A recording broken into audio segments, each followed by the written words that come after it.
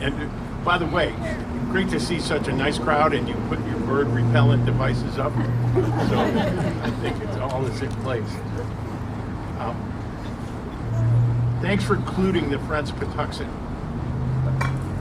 Wildlife Research Center, with the former name, now the Eastern Ecological Science Center and the Patuxent Research Refuge.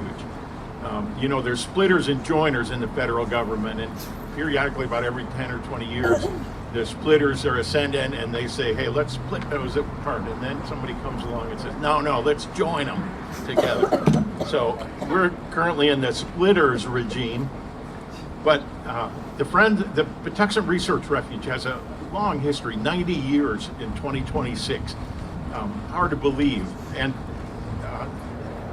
this is a unique and creative expression of some of the history and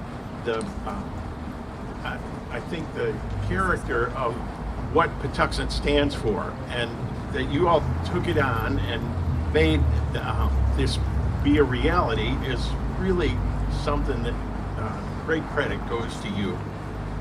Congrats to the artists, Jeff and Julia, and we played only a small part in helping to get this completed, but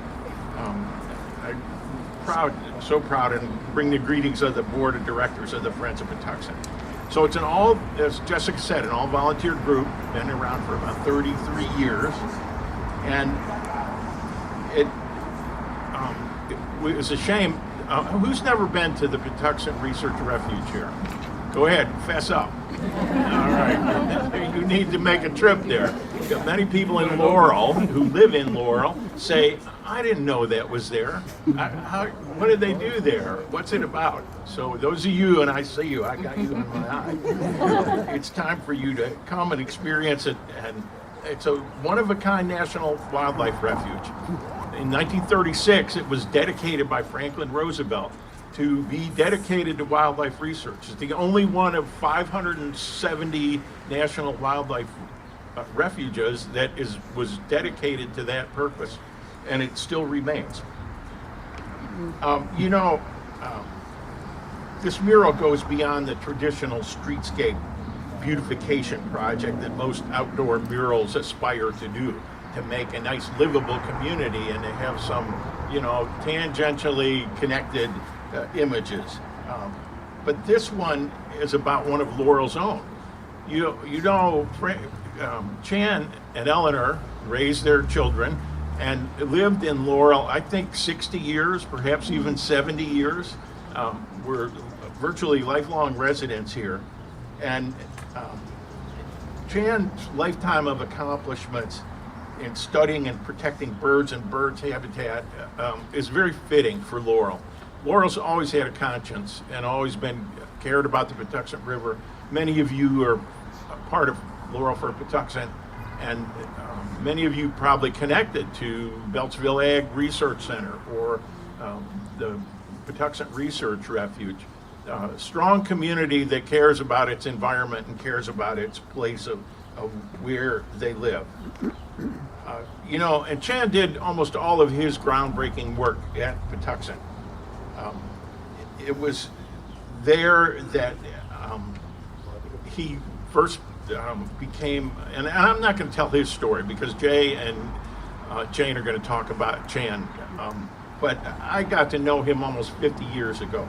And I was a young, wet behind the ears park naturalist at Patuxent River Park. And I learned about Chan and heard of his many accomplishments. And, he's an amazing person. But what amazed me more was that even with the most inexperienced beginning birder, he was patient and tolerant and willing to teach them. And he shared a joy of birding. And he treated them, though, the same way he treated the most expert birders and international luminaries. And it was so great to see. I met many of the scientists and biologists at Patuxent. Fran Euler, Brooke Meanley, Luther Goldman, Matt Perry, Mike Haramus, Jay Shepard in recent years, who were field biologists and loved what they did. But Chan was somebody who was an inspiration to me and to many other people because he shared this joy of birding. And it gave me a lifetime of pleasure, and I'm still enjoying it now, 50 years later. I need to go off the script, though, for a minute, because, I got to thinking as I prepared these remarks that if Chan were alive today and working at Patuxent, his position would be abolished if this administration had its way. All the field biologists, the research scientists, those who are doing taxidermy and toxicological work and IT work, and everybody at the Eastern Ecological Science Center, formerly the Patuxent Wildlife Research Center, is scheduled to have their positions abolished by this administration. And the only way that it's going to be stopped is if you will raise your voices and raise hell with our members of Congress. Now, a lot of the Maryland members are on board, but they need to hear it multiple times from multiple people how important that Patuxent is. So I'm asking you to take to heart from what I'm saying today and this meaningful gathering and this wonderful history that Chan gives us, and call your member of Congress when you get home. You only have 2 senators and 1 representative for this district, but you can call all the Maryland members of Congress and tell them, email them or tell them how important the Eastern Ecological Science Center is, how important Patuxent is to our community and to our life. But we're here to celebrate today, as we should. Chan was a remarkable person, and it's really fitting that his legacy lives on, and that it's recognized in such a creative and innovative way. Congrats to all who made it happen, and enjoy this mural every time you walk by. Think of Chan and all he gave to us.